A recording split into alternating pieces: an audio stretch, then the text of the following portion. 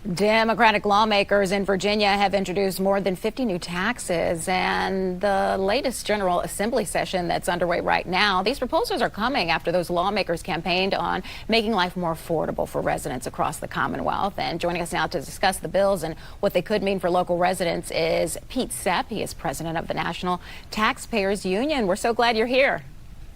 Glad to be back. So let's talk about your response to this latest action by these Virginia lawmakers. Does this come at all as a surprise to you?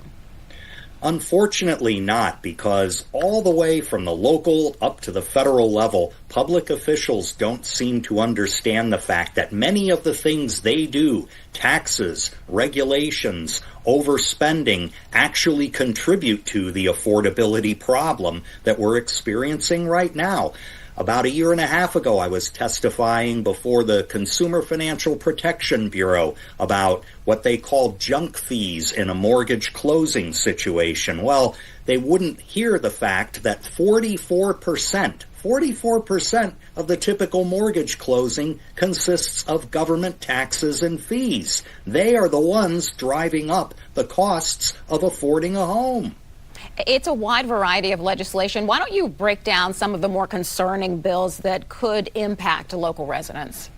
Yeah, there are really three categories of tax hikes here, and I see this all across the country when they want to avoid political accountability for their proposals. First, they want to tax that person behind the tree. You have a tax on large employers, a tax on wealthier residents. You have a tax on hotel guests who can't vote in the jurisdiction that's taxing them.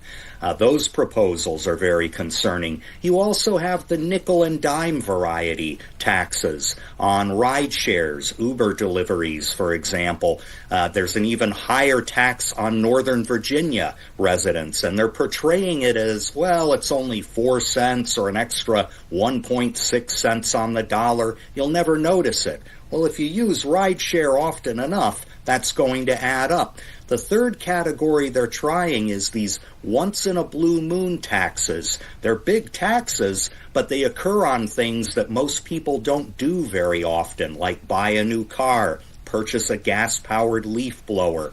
All of these things constitute a huge increase in Virginia's tax burden that is unaffordable, especially when states to the south and west of Virginia are cutting their taxes. Only Maryland is raising taxes or considering it.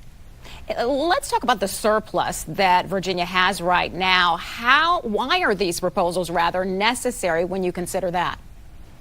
They certainly don't seem necessary unless you have big spending plans in the future and you need a way to cover those spending plans without tapping. Or so if these proposals get enacted? Certainly not. But with one party controlling the legislature and the governor's mansion, you have to look at the volume of legislation being introduced heading in one direction, and you realize the momentum is with higher taxes, and some of these will get through. Let's talk about residents who might be watching right now. What are your recommendations for them? How can they push back and make their concerns known? Failed to learn that lesson. Virginia, unfortunately, may have to. So the very first thing to do, be aware of these sneak attacks on your wallet and demand from your lawmakers, Republican or Democrat, that they be more fiscally responsible with your money. All right, that is Pete Sepp. He is president of the National Taxpayers Union. Again, we thank you so much for being here. My pleasure.